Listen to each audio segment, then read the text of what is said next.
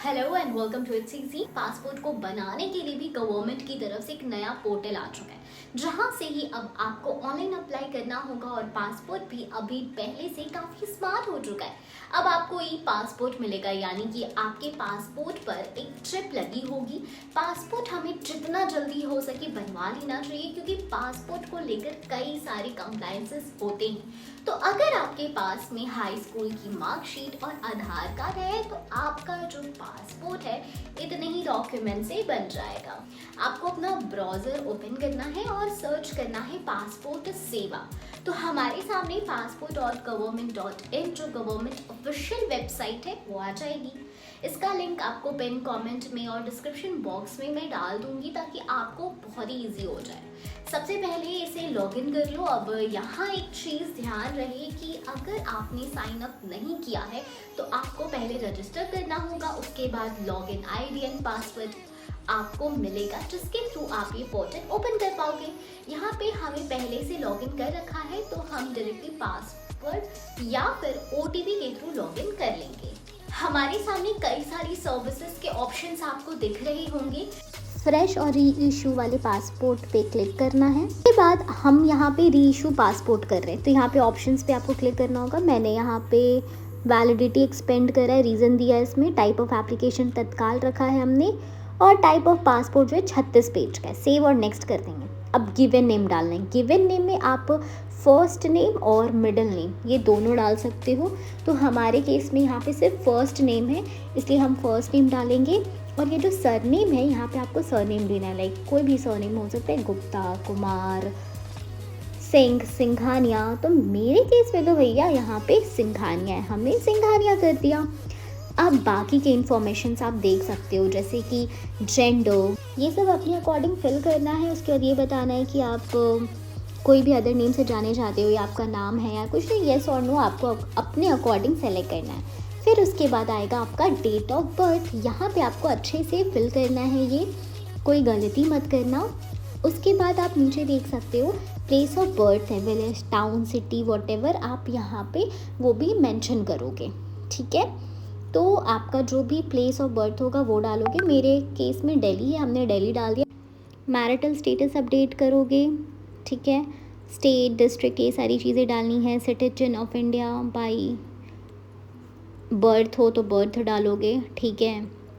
Employment type डालोगे। हमारे case में होम मेकर है, तो हमने होम मेकर लिखना है। उसके बाद आपको बताना है कि आपके कोई भी पेरेंट गवर्नमेंट सेक्टर में है या नहीं, क्वालिफ़िकेशन देनी है। ये सारी इन्फॉर्मेशन डालने के बाद आपको सेव एंड नेक्स्ट कर देना है। अब हम दूसरे सेक्शन में आ गए, फैमिली सेक्शन में। यहाँ फादर का नाम लिखना है आपको, जैसे हमने अपना नाम लिखा है आगे में, वैसे ही फादर, मदर और स्पाउस है तो स्पाउस का। उसके बाद सेव एंड हमें नेक्स्ट कर देना है। इस सेक्शन में हमें अपना एड्रेस डिटेल्स देने का है। तो आपका प्रेजेंट एड्रेस है आउट ऑफ इंडिया, येस और नो सेलेक्ट करोगे। हाउस नंबर, स्ट्रीट नेम, ये सारी चीज़ें आपको मेंशन करनी है। इसमें विलेज, टाउन, उसका पिन कोड ये डालने का है। State, district, police station, mobile number, email ID भी मेंशन करना है आपको। और इस परमानेंट एड्रेस है तो येस और नो पे करके बाद वाला जो आगे सेक्शन है ना, बढ़ा वो है आपका इमरजेंसी कॉन्टैक्ट। नाम, नंबर दो, कंट्री कोड के बिना और सेव और नेक्स्ट कर दो। इसके बाद आपको आ जाता है प्रीवियस पासपोर्ट, तो उसका डिटेल्स आपको यहाँ पे फिलअप करना है। जैसे पासपोर्ट नंबर हो गया, प्लेस ऑफ इशू हो गया, जहाँ पे आपका पासपोर्ट इशू हुआ था वो मेंशन करना है। डेट ऑफ इशू आपको डालना होगा और डेट ऑफ एक्सपायरी दोनों ही मेंशन करनी होगी। फ़ाइल नंबर भी आप मेंशन कर सकते हो, ठीक है। हमने यहाँ फ़ाइल नंबर जो हमारा है वो लिख दिया, आप अपना डालोगे, ठीक है।